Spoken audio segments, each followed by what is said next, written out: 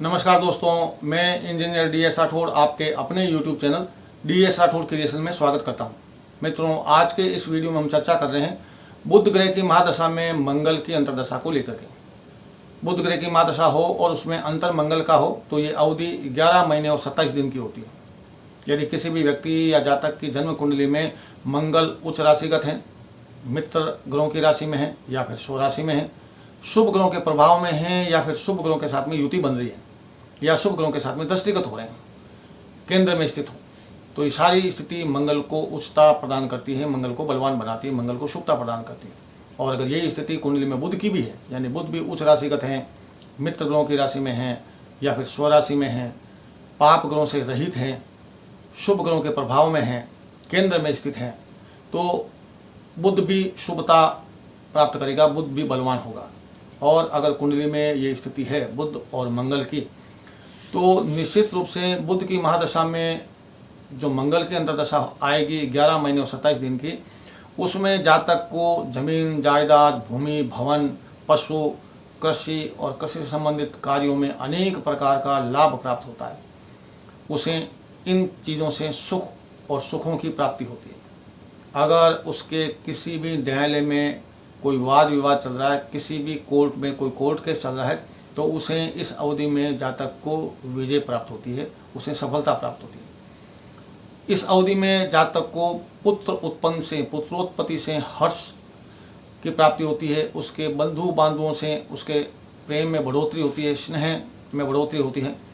और साहसिक कार्यों से जातक की समाज में प्रतिष्ठा बढ़ती है। यदि मंगल मकर राशि के हैं या लग्न में हैं, मेष या वृश्चिक राशि में स्थित हैं और बृहस्पति जैसे शुभ ग्रहों के प्रभाव में है या फिर केंद्र या त्रिकोण में स्थित है, तो इस स्थिति में, इस दशा में जातक को अनेक प्रकार की राज कृपा की प्राप्ति होती है। वो जिस राज्य में निवास करता है उस राज्य के राजा यानी उस राज्य का जो मुखिया है उसकी कृपा उसे प्राप्त होगी। नौकरी या व्यापार से संबंधित अगर कोई जातक है तो उसे नौकरी और व्यापार व्यवसाय में बहुत अधिक लाभ प्राप्त होगा, सरकारी सहायता मिलेगी, उसे उच्च पद की प्राप्ति होगी, नए व्यापार और व्यवसाय का शुभारंभ होगा, जातक के घर में वाहन और सुख संपत्ति की प्राप्ति होगी। इस अवधि के दौरान जातक के पारिवारिक जीवन जो है वो आनंद में रहता, बना रहता, मंगल में बना रहता, आनंद ही आनंद देता है जातक के घर में। कुल मिलाकर के बुध की महादशा में मंगल की अंतर्दशा अगर कुंडली में बुध और मंगल की स्थिति बलवान है, शुभता लिए हुए है, तो उसे 11 महीने और 27 दिन की अवधि में अनेक प्रकार के सुखों की प्राप्ति होती है, शुभ फलों की प्राप्ति होती है। इसके विपरीत यदि कुंडली में बुध और मंगल की स्थिति निर्बल है, अशुभता लिए हुए यानी अशुभ प्रभाव युक्त बुध या मंगल है,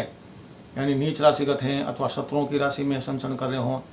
अथवा पाप गुणों से पीड़ित हैं, अथवा कुंडली में छठे, 8वें, 12वें घर में स्थित हैं या फिर एक दूसरे से छठे, 8वें, 12वें बैठे हैं, तो बुध और मंगल की ये अवस्था कुंडली में बुध और मंगल को निर्बल बनाती है, कमजोर बनाती है, अशुभता प्रदान करती है। और अगर ये स्थिति बनती है तो इस अवधि में जातक अधर्म के रत हो जाता है, यानी अधर्मशील हो जाता है, धर्म के विपरीत आचरण करने लगता है और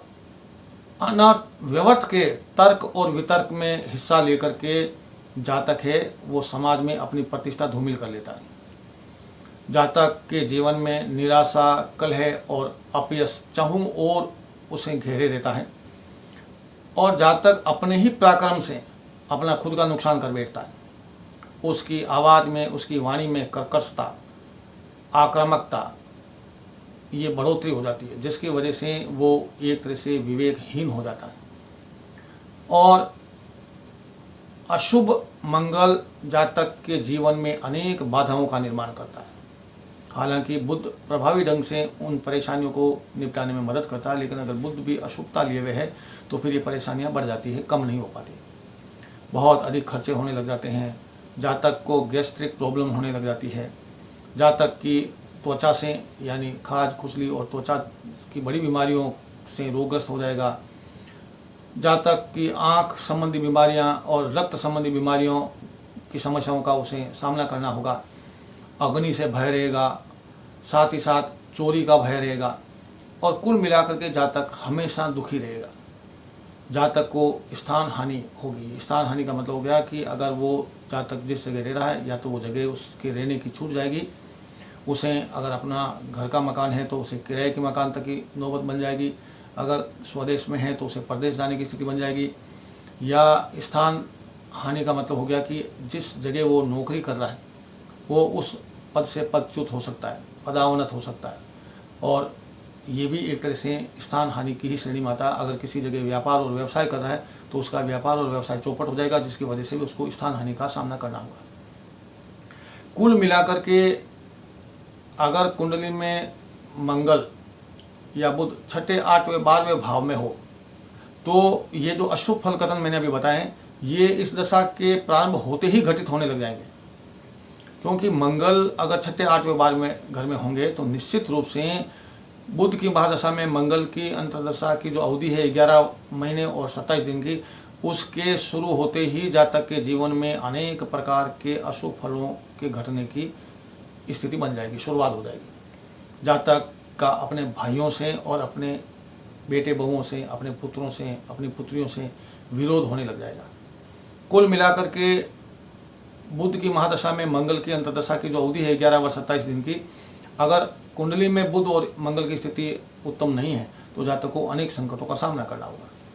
और अगर कुंडली में बुध और मंगल की स्थिति शुभता लिए हुए है तो निश्चित रूप से जातक को अनेक प्रकार के जमीन जायदाद से संबंधित, व्यापार व्यवसाय से संबंधित, नौकरी से संबंधित,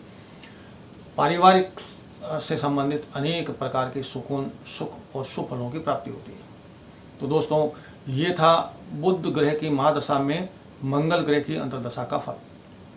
इस वीडियो के आखिर तक बने रहने के लिए आपका बहुत बहुत धन्यवाद और आभार। मिलते हैं अगले वीडियो में, तब तक के लिए नमस्कार, जय हिंद, वंदे मातरम।